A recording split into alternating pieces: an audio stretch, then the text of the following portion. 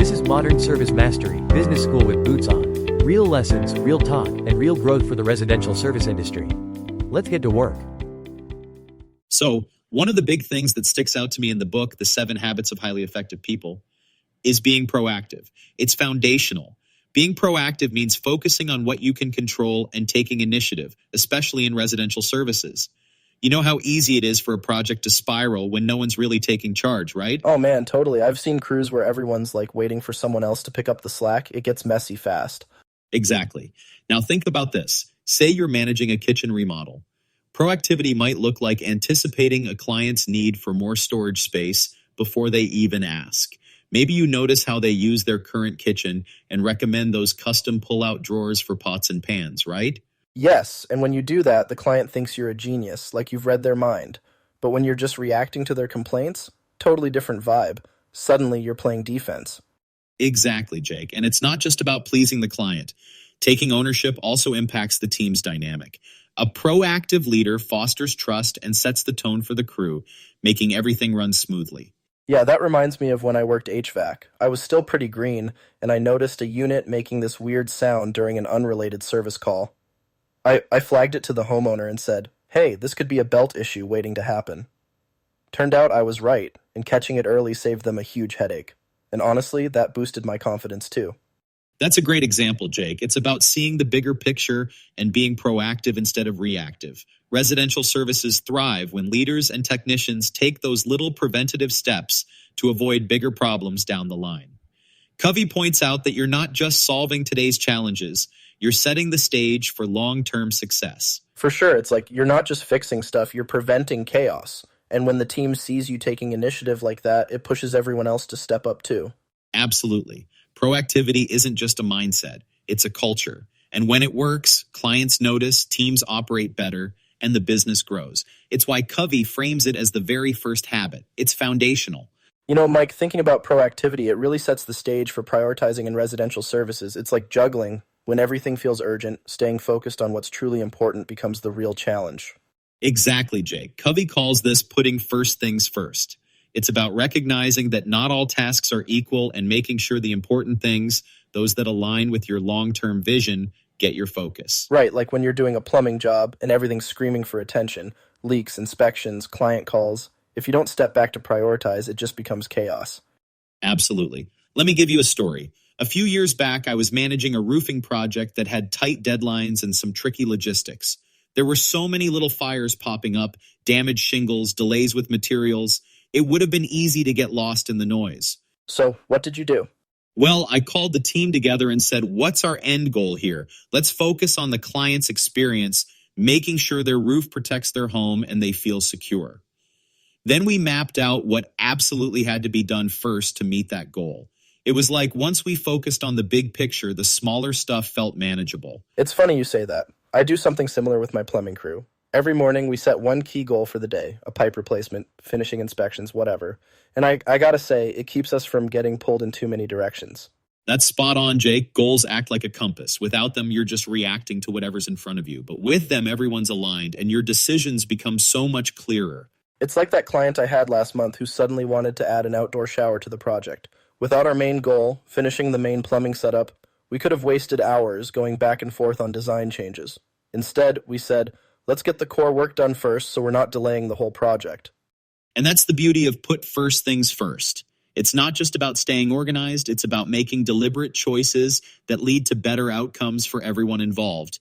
Hey, it even reduces stress because you're not constantly firefighting. Yeah, Covey nailed it with that one. By focusing on what matters, you can actually get ahead of the game instead of just trying to keep up.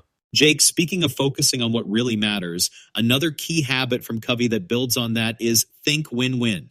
It's all about fostering collaboration by finding mutually beneficial solutions, whether it's between different trades, team members, or even with clients. Right? Like when different contractors, say HVAC and plumbers, are working on a build. If you're not thinking about how to create a win-win, it can turn into a mess real quick. I've seen it happen. Teams stepping on each other's toes, blaming each other when things get delayed. It's not pretty. Exactly, and that's where real leadership comes in. Let me tell you about this client I worked with years ago.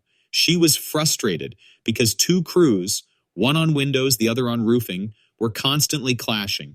I sat down with both sets of leads and simply listened.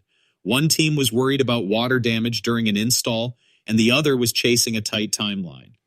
Once we focused on their concerns, we came up with a plan that satisfied both. And here's the kicker. It wasn't just about getting the work done, but earning the client's trust through that process. Yeah, clients can feel when you're working together versus when you're just like tolerating each other.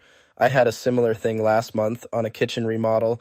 The electricians in my HVAC crew had this little turf war going about who got wall space for wiring versus ductwork. I just pulled them aside and said, "What's going to make the client happiest here?" Boom. Everyone chilled out. It's not rocket science, but it works. It does. And that leads perfectly into the next habit, synergize. When you create true synergy, the strengths of your team members and partners combine to produce results you couldn't achieve on your own. It's that whole, the sum is greater than its parts idea. No kidding. My best crews are the ones where everyone knows their role and respects each other's skill sets. Like when we're installing a high-efficiency HVAC system, my tech might pick up on an airflow issue while the carpenter offers solutions to improve duct placement. When people contribute like that, you get some crazy good outcomes. Absolutely. Synergy isn't just about working well together. It's innovation. Bringing different perspectives together often sparks creative solutions that none of us could have come up with on our own. And it makes work more fun.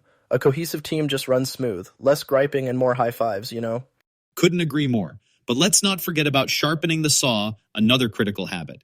Covey describes it as continuous self-renewal. For us, that means staying on top of skills, training, and team well-being. Yeah, this one's personal for me. I've made it a rule to do one training every quarter, sometimes technical, sometimes on soft skills.